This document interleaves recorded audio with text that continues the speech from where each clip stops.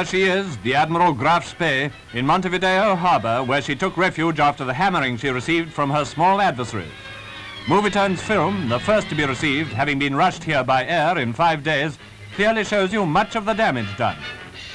The seaplane, it's easy to see the damage there.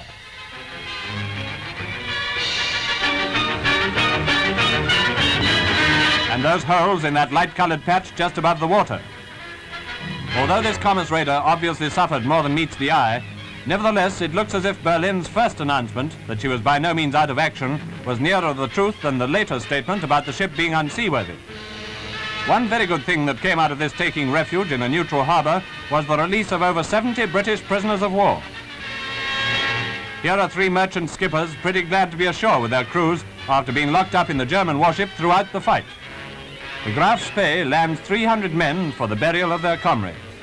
At this moment, these men may well have thought the action would soon be continued. So too thought Captain Hans Langsdorff, a traditional type of German naval officer. He did not then know his fate. Meanwhile, great excitement in the port.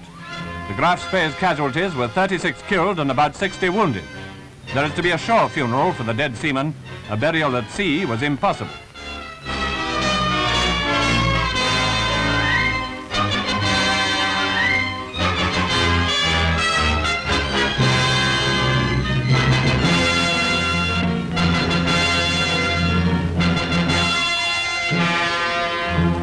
A great number of wreaths have been sent.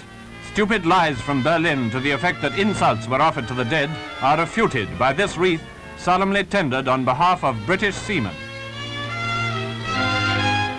Uruguay too, though maligned by Nazi authorities in Germany, played its part in honoring the fallen.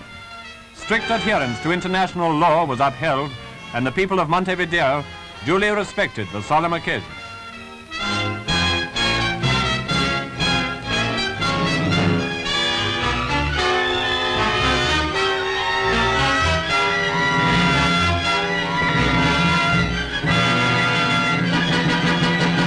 To these men, being born to their last rest, their foes paid tribute. But for Hitler, who so shamefully reduced their sacrifice to ignominy, the world has nothing but contempt.